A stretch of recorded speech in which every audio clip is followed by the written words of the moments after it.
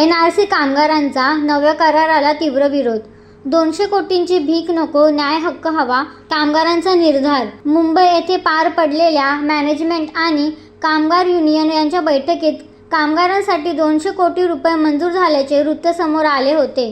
NRC कंपनीतील नव्या वेतन कराराविरोधात कामगारांमध्ये तीव्र नाराजी व्यक्त होत असून कामगारांच्या न्याय हक्कांसाठी मोठ्या प्रमाणात कामगार एकजूट होत असल्याचे चित्र पाहायला मिळत आहे. नुकतेच महादेव मंदिर यादव नगर येथे आयोजित करण्यात आलेल्या कामगारांच्या बैठकीत शेकडो कामगार उपस्थित होते. नव्या कराराचा निषेध करत कामगारांनी आपल्या मागण्यांसाठी संघर्ष अधिक तीव्र करण्याचा निर्धार व्यक्त केला. बैठकीत उपस्थित कामगारांनी 200 कोटींची भीक नको, आमच्या हक्कांचा योग्य मोबदला द्या अशा घोषणांनी परिसर दणाणून सोडला. नव्या करारामुळे कामगारांचे आर्थिक आणि सेवा विषयक नुकसान होत असल्याचा आरोप यावेळी करण्यात आला. अनेक वर्षे वाट पाहून कामगारांच्या पदरात जर काहीच पडत नसेल तर असा करार काय कामाचा, असा सवाल कामगार नेते भीमराव डोळस, माजी नगरसेवक JC कटारिया, शाहीर अर्जुन पाटील, अविनाश नाईक या कामगारांनी उपस्थित केला. कामगारांनी NRC मजदूर संघावरही गंभीर आरोप करत संघटनेच्या भूमिकेमुळे कामगारांचे मोठे नुकसान झाल्याचा दावा केला. कामगारांच्या हिताचे रक्षण करण्याऐवजी संघटनेने व्यवस्थापनाच्या भूमिकेला पाठिंबा दिला असून त्यामुळे हजारो कामगारांची वाट लागली आहे, अशी टीका बैठकीत करण्यात आली.